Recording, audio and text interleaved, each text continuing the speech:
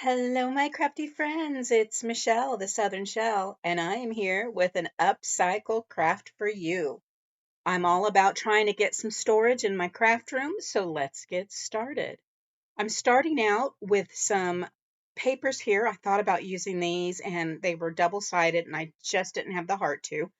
I have my metal ruler, my blade, and some boxes. Now, my instant ink box here, I get in for my printer. When my ink run lows, they just send it to me automatically.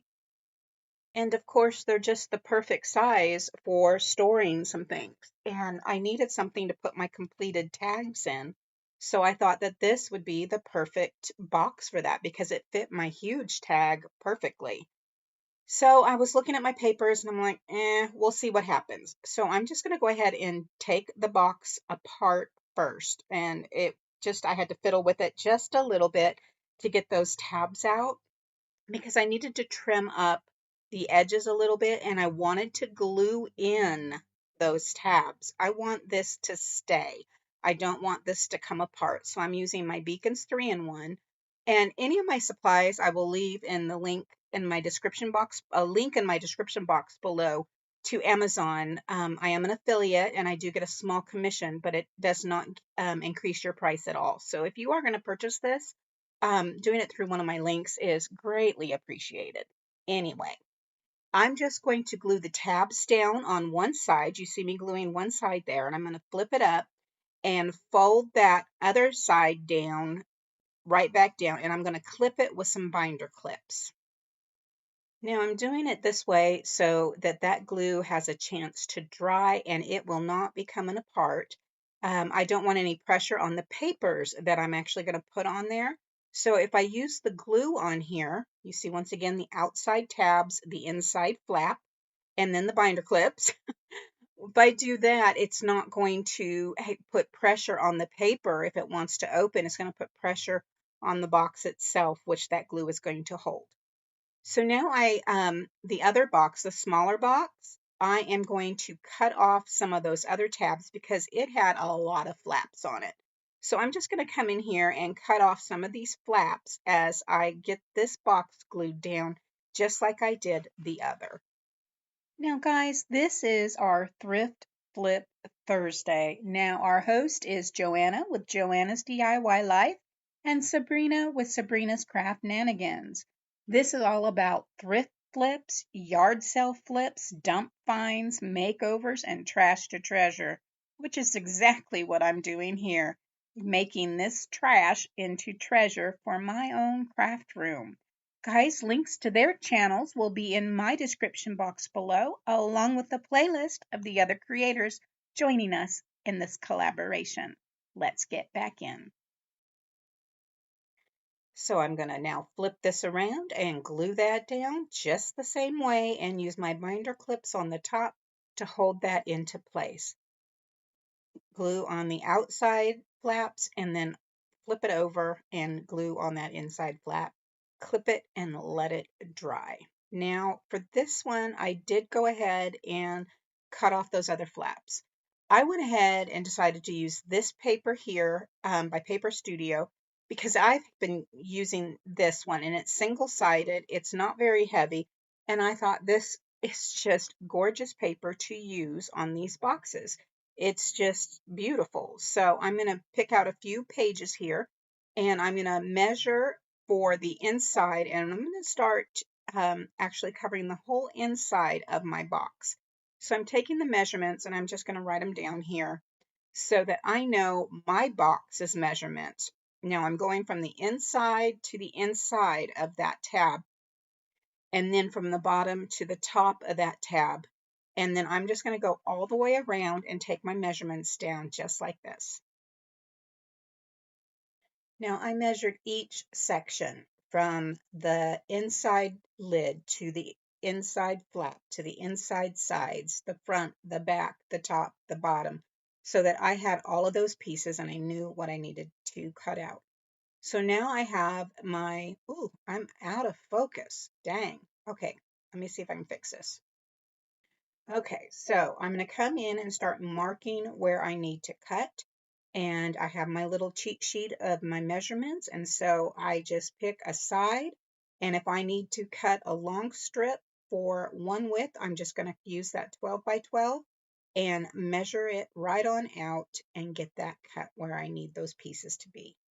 On the second box, I'm just going to show you how I did this one because it was a little more in depth because of the window I could put in it. This box had some artificial flowers that came in it from an Amazon haul.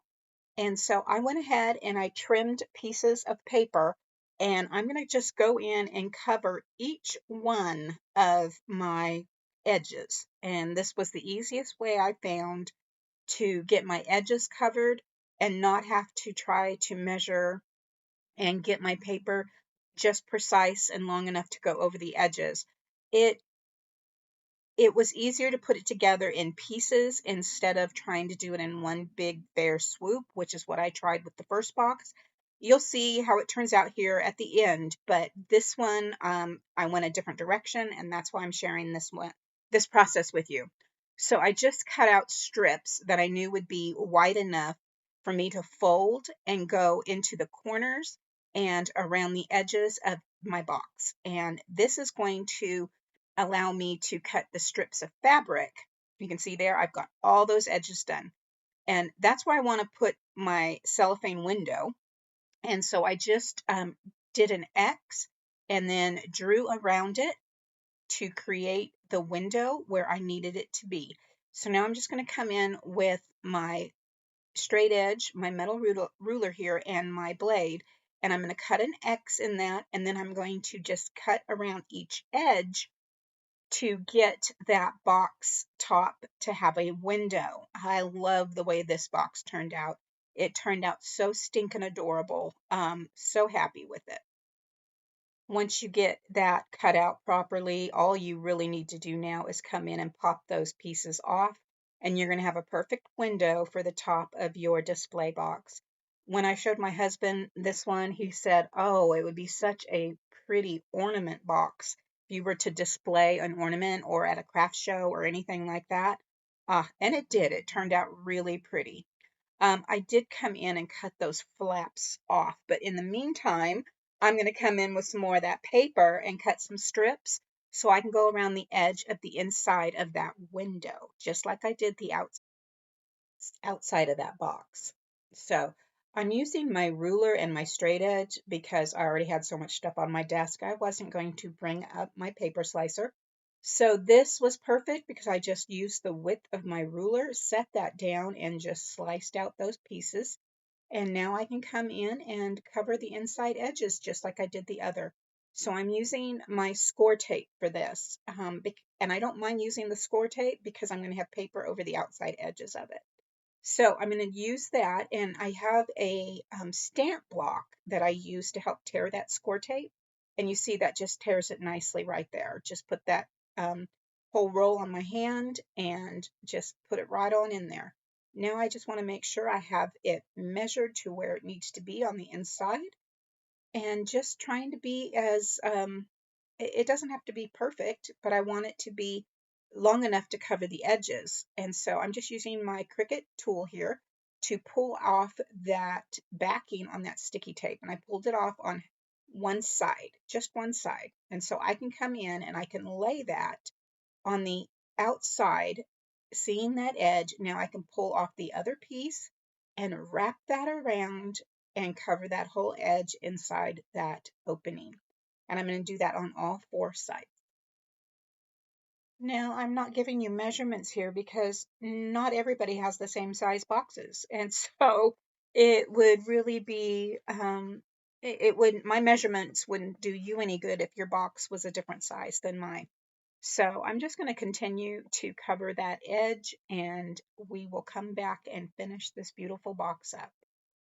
Once those edges are done, I came in with my 1/4 inch double-sided tape, and I am now lining that right around along that edge again, but this time it's where I'm going to put that acetate for my window, and I'm just laying that tape down using my stamp block to tear off a nice edge. And if you are not putting a window in your box, you don't have to do this. if you're just going to cover a box, you're going to do the same thing, except you don't have to cut the window out and do all the edging on the inside the window.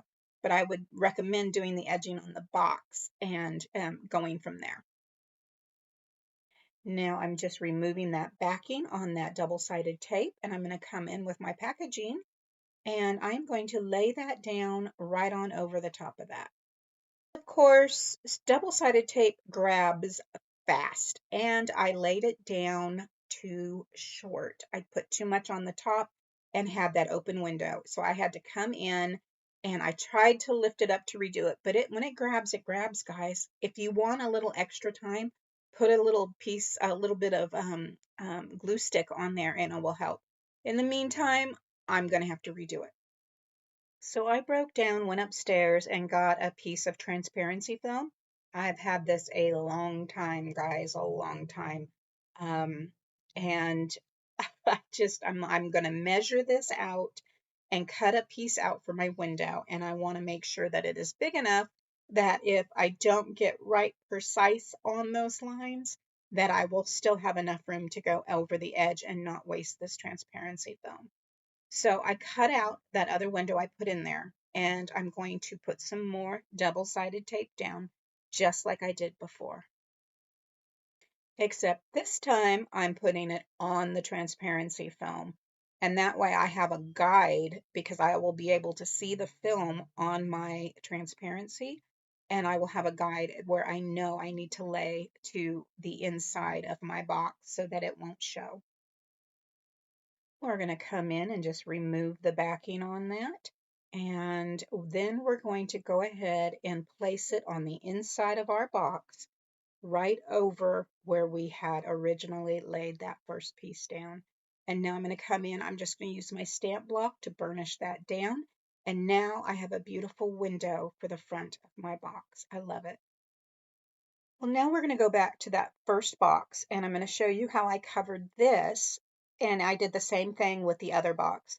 I wanted to show you how to do the edges on the other one because it was so much easier than what I did here. On this one, I tried to cut it out in one big piece and then fold the edges, and it was just a pain. So all I'm doing now is I'm creating the pieces to go along the outside of the box and covering this up. And you see here, I just measuring it and gluing it down where it's long enough to go right on up to the edges that I have got covered. And then I'm going to burnish it right on down. And now I have that top piece. And I'm going to come in, and I wanted it to go over the edge because I did not cover the outside edges on this one like I did the other.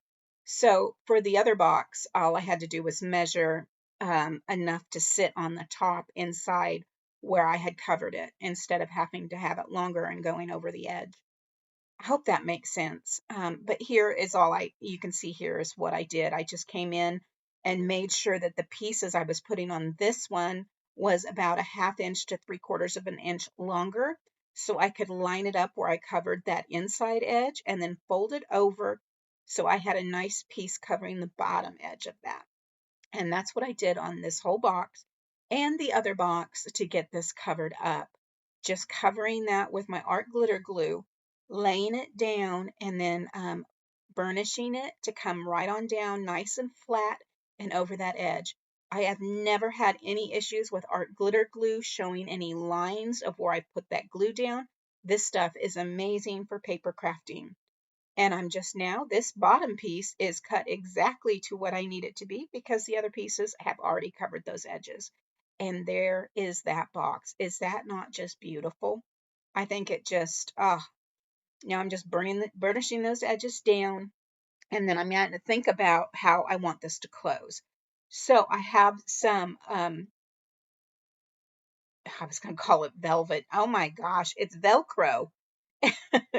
I have some Velcro strips here, and it's old Velcro. It was in an old sewing kit that I had gotten years and years ago at a thrift store, so it is definitely aged, and it matched the color perfectly. Oh my goodness, it is not stark white anymore.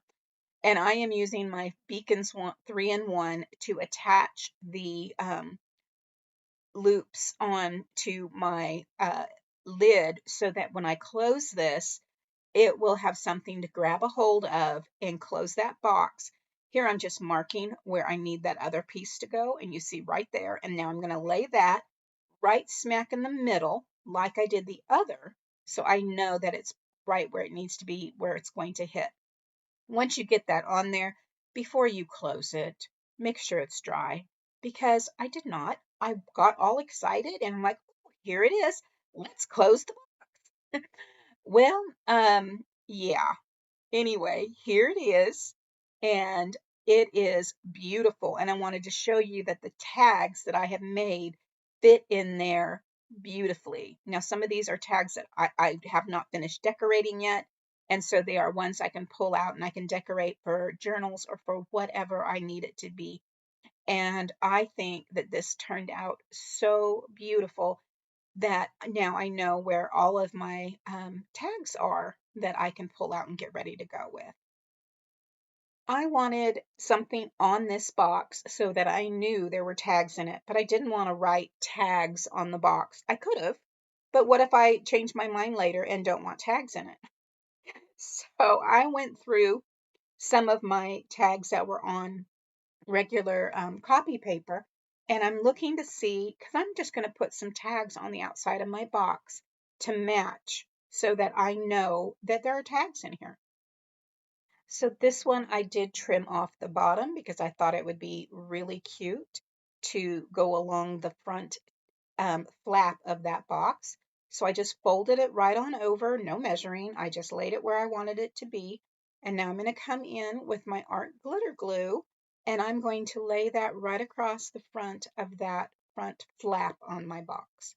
And that art glitter glue works perfect for this. It's going to lay down. You will not see the lines of where this is actually from, from the box cover into that tag. And look at that beautiful one. Oh, I just thought it was really pretty, but I wanted it to pop out just a little bit more. I was kind of sad it was a double-sided one, but that's okay. I can make more. These are digital kits. And so I just laid that one right across the top of that box. And there you have it. All right. And there you have it, my friends. Here's box number 1 with the Velcro and all the tags and its yumminess. I think that turned out beautiful. Look at there. And I know my tags are in that. And then over here, I have the one with the window in it. And I have an eyelet and some jute.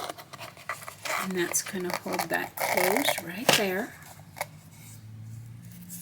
And inside I have some embellished paper clips. Now I was filming this and I don't know how. It was a long video. It was going to be like a mass make March. And I deleted it. So I don't know how I do that, but I do. So anyway, guys, thank you for joining me today in this upcycle thrifted collaboration, and I want to thank our hosts for doing this with us, for us. We just love it. So I just really do love the way they turned out. Guys, if you like this type of video, please give me a thumbs up. I love creating trash to treasures for y'all. And if you've not subscribed, I hope you will consider doing so now by hitting that subscribe button. If you want to know when my latest video has gone live, hit that bell notification and YouTube should notify you. Links to anything that I can find. I mean, it is trash, so, I mean, if you've got boxes, but if I can find anything that I've used, like the glues and stuff, I will link that in my description box below. It is an Amazon affiliate link, so I do earn a small commission on that. However, it does not cost you anything more to buy from the link. Guys, thank you so much for joining me today. And as always, stay safe, God bless, and bye for now.